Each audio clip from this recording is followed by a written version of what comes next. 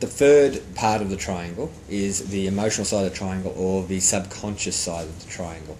And this is what most people don't understand, and where they let themselves down. You see, Wes, everybody has beliefs and I suppose an outlook about money. They have belief systems built around money, what money is, how hard it is to get. They've been conditioned how over time. Yeah, how easy it is to get, how hard it is to get.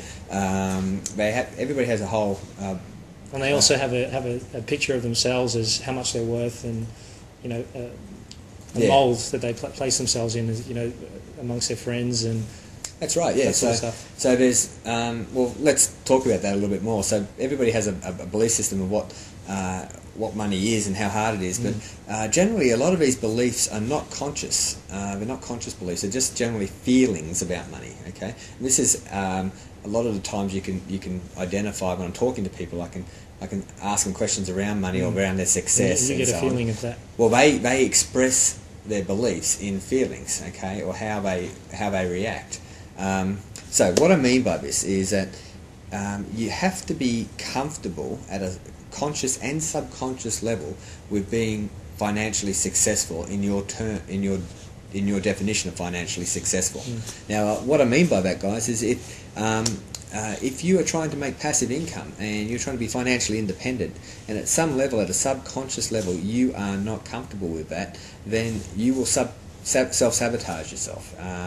Now, it might sound a little bit strange and a little bit silly, but this is something that I've seen over and over again, and it was something that I saw demonstrated in my own life from times that when my wife and myself were actually trying to make passive income and get ahead. Because you guys could make money, but it wasn't passive, correct? Yeah, well, this is the thing. We were running a consulting business, and we were management consultants for 15 years. We had a very successful company. We didn't even have to, we weren't really advertising for business. We were actually getting more business than we could handle. And we actually had to turn stuff away a lot of the times. And we were working 7 days a week, very hard, and all of a sudden we just realised that, look, this isn't the life that we wanted.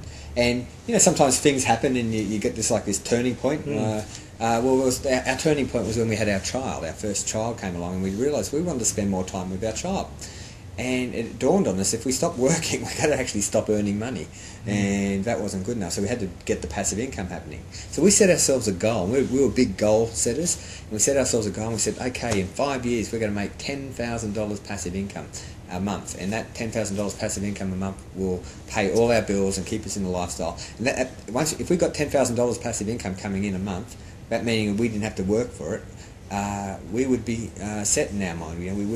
We could retire at that point in time. So we're thinking, wow, that's a great goal. We'll give ourselves 5 years. We're pretty good. We'll work at it.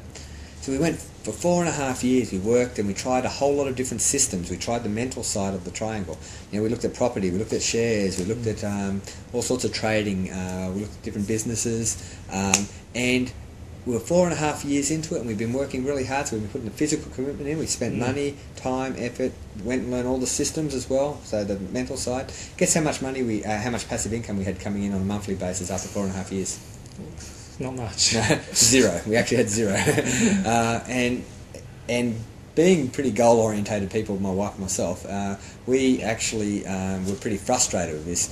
But it occurred to us that we hadn't been practicing what we preached over these years, and we said, okay, there must be something wrong here. And what's the missing ingredient? Well, the missing ingredient, and this is what I always advise people to do, is when there's ever a problem and it's a recurring problem, look inside as opposed to outside for the problem. And so we basically said to ourselves, okay, there must be something that we're doing at a subconscious level that's self-sabotaging what we're doing. Because we could see other people making these systems work, and we just couldn't work out why we couldn't make them work. So we had to look at it ourselves.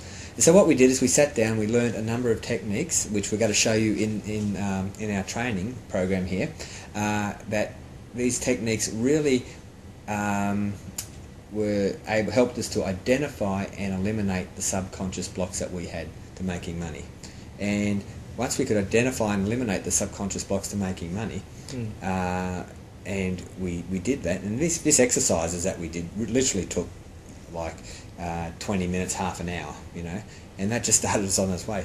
Within weeks, I'm talking literally within weeks of doing these exercises and identifying the subconscious blocks that were stopping us from making, for us making money, or passive income, I should say, because we could make money, we needed to make passive income. Then within weeks of that, we started making passive income, and within months it was ramped up to coming in. It's around about $20,000 a month. Wow! And if you remember, our goal was $10,000 a month. It was we were just much less time excited. We were able, yeah. And remember, we set that 5-year goal. Well, to the day, we retired on the day from our work, and were able to go off and do other stuff. So that was pretty cool. That's powerful. Okay. And I love that analogy as well that you've talked to me about recently, about the iceberg and how your subconscious thoughts represent what's happening underneath the water, but only a very, very small amount of it is on top of the water. Tell us a bit more about that. Well, a good friend of mine called Paul Blackburn, who actually helped us with our identifying our subconscious blocks. So Paul basically said to me one time, your subconscious mind is like an iceberg, well, your mind's like an iceberg. He said the conscious part is the bit that you see above the water, which is about 10% of the actual iceberg. The subconscious is about 90% of the stuff. So the conscious part of the brain might want to go in one direction, but if 90% of the iceberg is wanting to go in another direction, no chance. It's got no chance, you know. And particularly if it's in a current which is going Absolutely. in the other direction. So you kind of got to understand that the subconscious part of the triangle is just critical. So you must have a belief system which supports your financial goals. So if your financial goal is to become financially independent, meaning that you don't have to work if you don't want to work, then you must have a belief system that supports that. So what I'm going to do in the next little video is take you through some of our subconscious blocks that we had, our real blocks, and show you what we changed them to.